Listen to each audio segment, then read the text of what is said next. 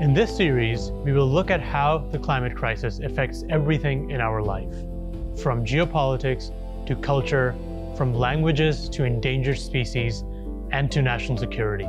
We will identify the reasons behind the changing climate, the impact they have on our lives, and what we can do about it.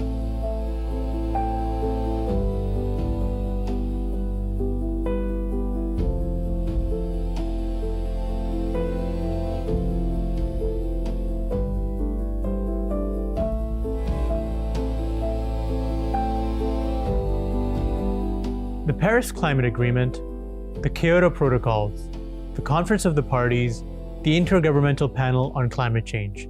These are all names of global headlining events that got a tremendous amount of attention. The first Conference of the Parties was held in 1995. There have been 29 more COPs since. However, carbon emissions have exponentially increased during this time period. And with an increase in carbon emissions, there has also been an increase in a global bureaucracy in addressing the climate crisis, with little impact on the ground.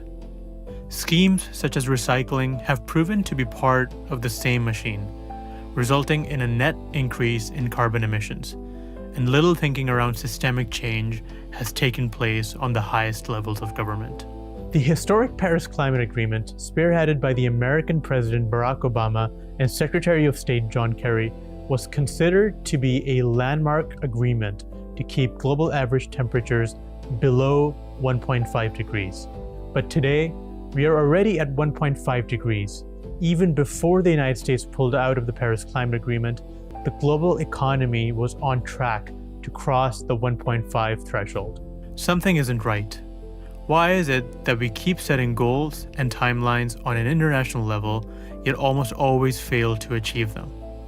Tens of thousands of people attend the annual Conference of the Parties organized by the United Nations Framework Convention on Climate Change. And yet, the outcome of these conferences is always disappointing. In the last Conference of the Parties that took place in Belém, Brazil, the final agreement didn't even include a mention of the term fossil fuels, due to objections from oil-producing countries such as Saudi Arabia. This brings into doubt the legitimacy and credibility of the international process. This is what we will explore today through a discussion with an insider.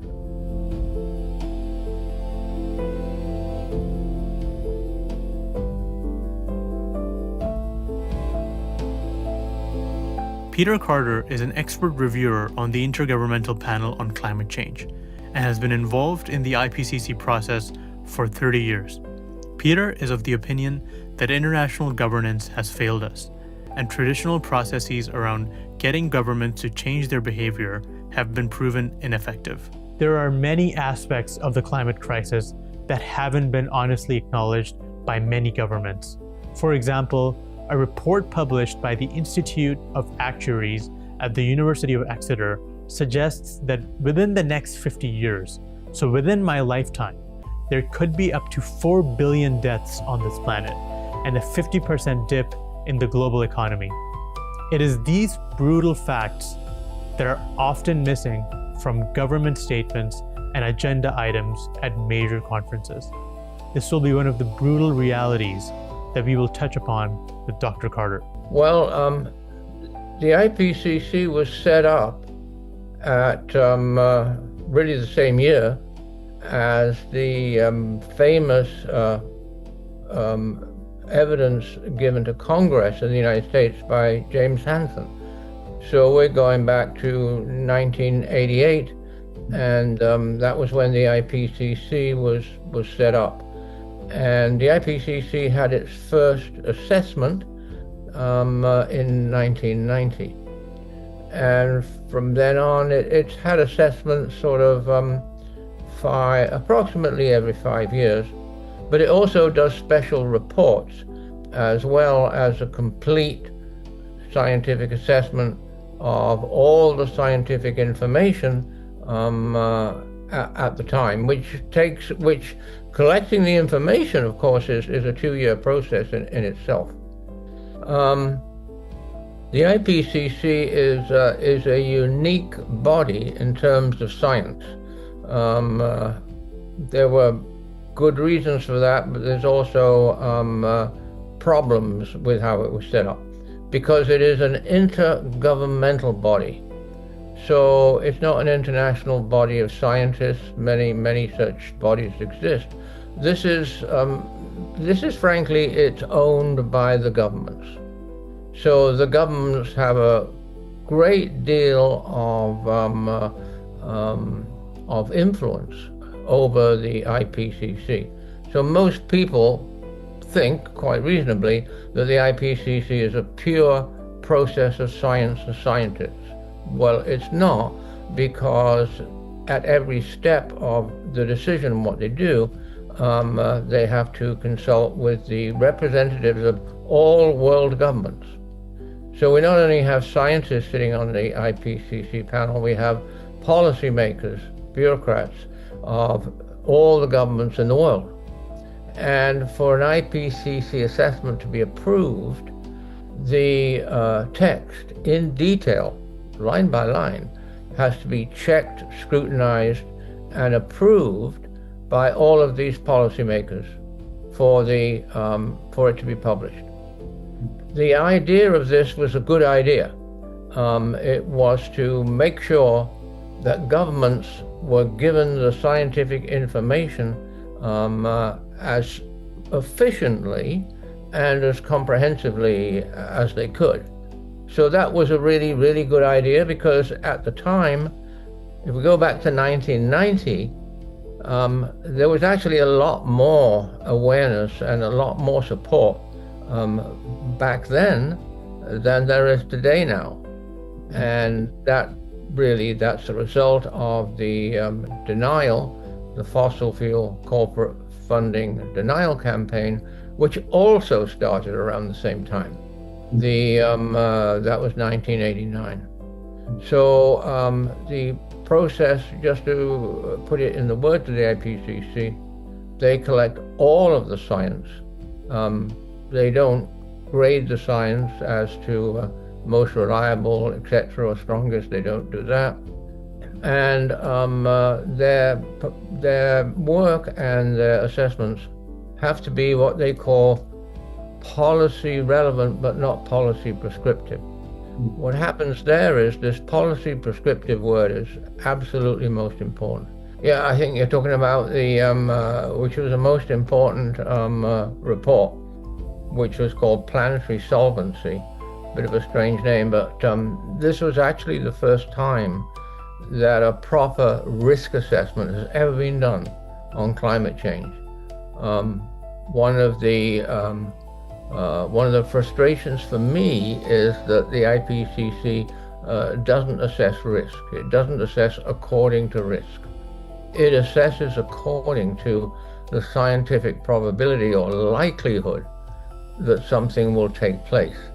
And that's pretty well all determined by computer models nowadays.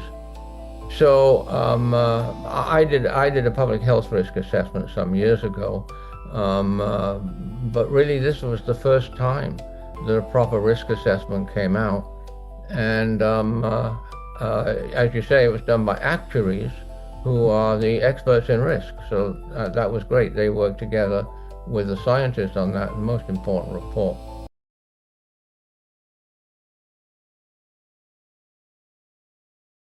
Dr. Carter revealed that there is a significant threat to the social fabric of the human race due to the climate crisis, implying that billions of people on this planet could die within this century. On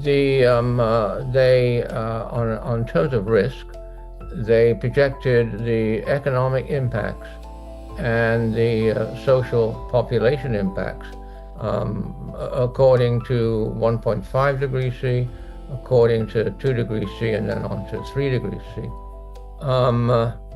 So on 2 degrees C, as you refer to, they projected that at least 2 billion people, the mortality rate, people who would die from climate change, greenhouse gas, fossil fuel pollution, would be in the billions.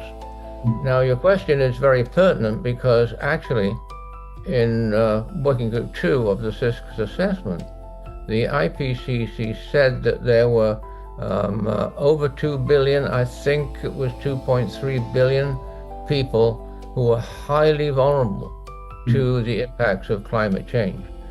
That really means that if climate change continues to be not mitigated, not only are the lives of those billions of people on the line, those lives will be lost. Because as people I'm sure know, although they don't seem to be very active on it, just with the increase in temperature alone, global warming is accelerating. That's been absolutely, definitely confirmed. The acceleration of global warming was made pretty clear in the last assessment in 2022, but it's just accelerated faster ever since. So, we have these unprecedented heat waves around the world. The United States is actually still in a heat wave in terms of there's a vast amount of temperature increase over most of the continental United States right now. So from heat alone, billions of people will die as a result of global heating and climate change, unmitigated with nothing done about it. So that's what we're looking at. Dr. Carter also seems to believe that the disconnect between the Intergovernmental Panel on Climate Change and the Conference of the Parties is not a bug, but a feature. It's intended to limit action on the climate crisis. That's how things are supposed to work. At the first COP after an assessment comes out from the IPCC, they will certainly, the IPCC scientists will be there, and they will they conduct workshops for the representatives of the world governments at the what are called Conference of the Parties. So what are called COPs are based on implementation of the 1992 United Nations Climate Change Convention. 1992 is a long time ago.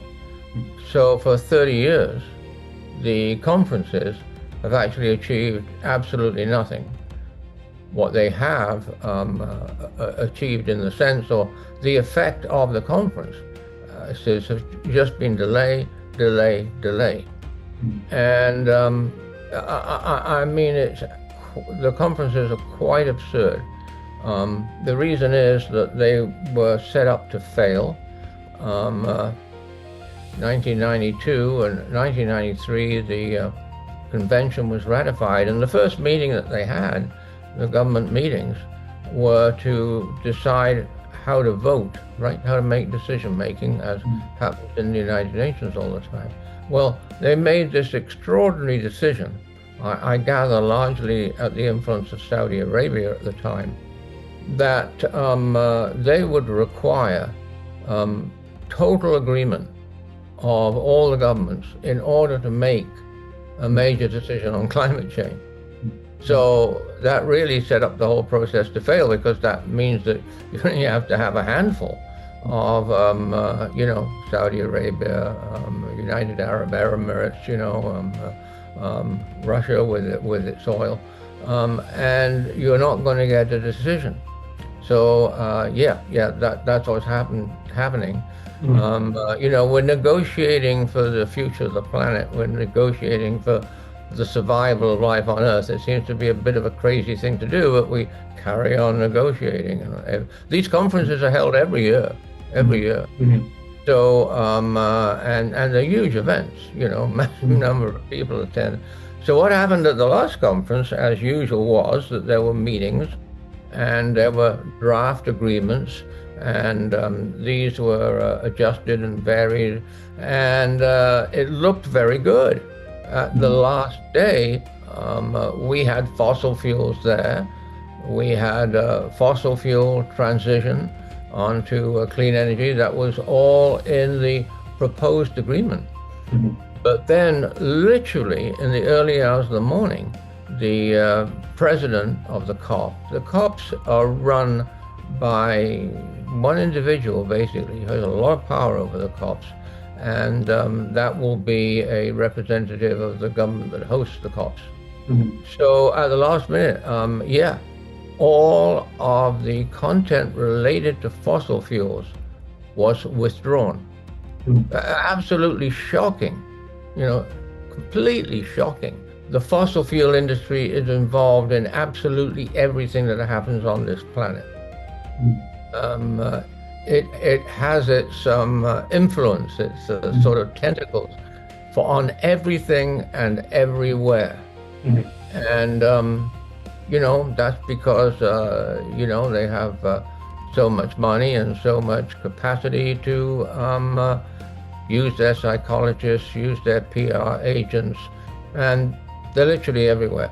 So there was a lot of publicity, luckily, fortunately, given to the huge number of fossil fuel lobbyists that attend these United Nations climate conferences. I mean, they're in the hundreds. And they're not only lobbyists, they're allowed to take part in the actual negotiations, which people like me or other scientists, they're not allowed to take part in those. They're behind closed doors. So the answer really to your question is just the influence of the fossil fuel energy corporations. It's a totally evil influence.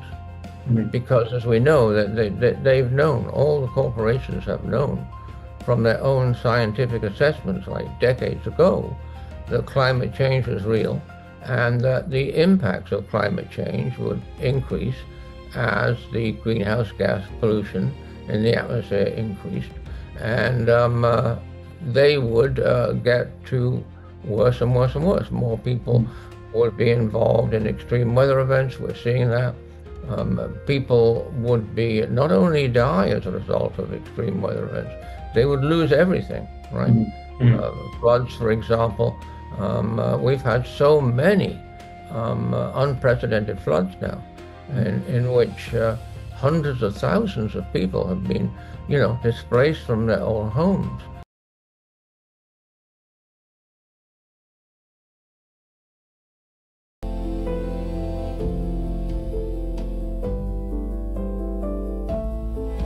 The US, being the biggest economy on the planet, was signaling for a long time its intention to tackle climate change.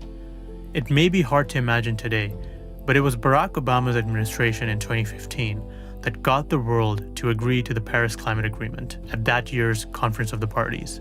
But things have changed significantly over the past 11 years. When he got into power, he was slow on implementing what he said he would do on climate change. But he attended and took part rather late in the day at the big 2009 Copenhagen Climate Conference. That was the one in which we all were sure that people understood the catastrophic implications of unmitigated climate change, and we were sure there was going to be an agreement. Well, there wasn't. Okay, so we're talking about the United States and what's happened with respect to the involvement of the United States. We were talking about Barack Obama, very, very strong on climate change. He was elected on a strong climate change ticket. That was kind of the greatest thing that ever happened, because really he got elected on the information and the concern that he communicated on climate change. That was great. Of course, before that, we had the Clinton-Gore administration, which was very, very strong on climate change. And Al Gore has never given up on it. He's absolutely a wonderful man. He's quite incredible.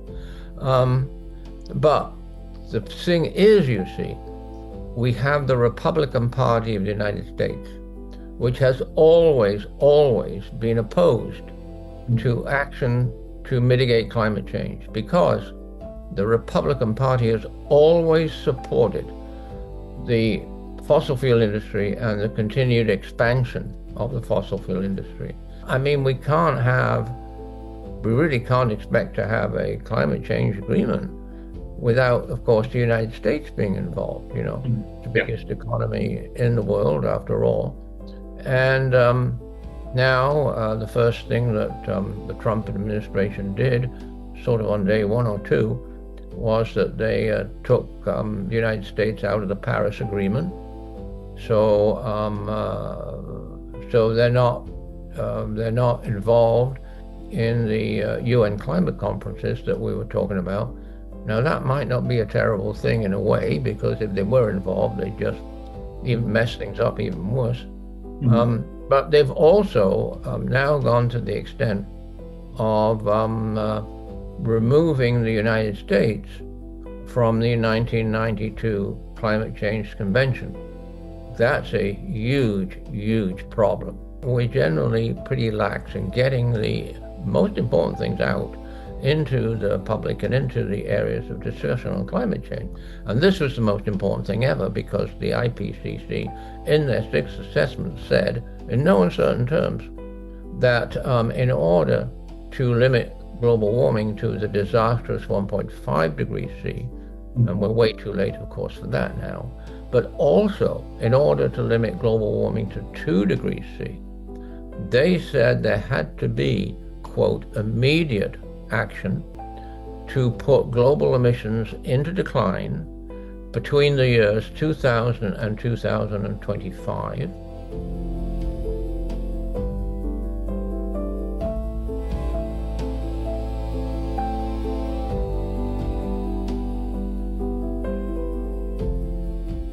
We are faced with two fundamental gaps between our goals with respect to action on climate change and our ability to implement those goals successfully.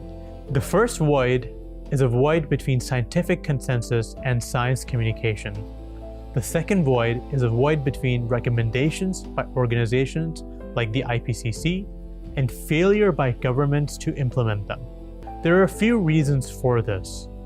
Number one, great powers are in a state of competition with one another, and often they cannot afford to compromise their hegemonic footing by switching to renewables and away from oil and gas. Renewables are decentralized, while oil is found in specific areas and geographies. If the world were to switch to renewables, it would compromise the advantage held by Middle Eastern countries like Iran, Qatar, Saudi Arabia, and the UAE, as well as oil-rich countries like Russia and the United States, who are often competing for regional influence. None of these countries will ever unilaterally move towards renewables with the knowledge that their enemies will maintain such an advantage. The game theory scenario doesn't incentivize any of them to follow international agreements due to their symbolic nature and the lack of real enforcement and oversight in seeing them through. Moving beyond short-term benefit would require leadership from within all of these countries.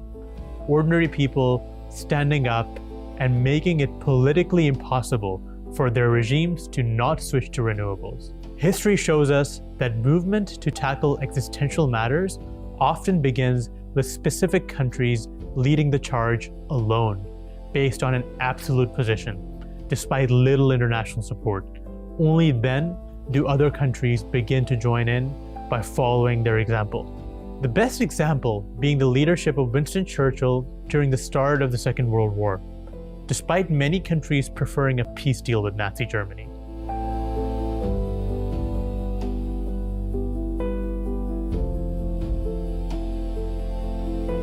If we put aside politically correct language, what we find is that international conferences on threats like the climate crisis have been functioning as spaces where the elite get together to talk about existential threats like the climate crisis, but end up doing nothing about it.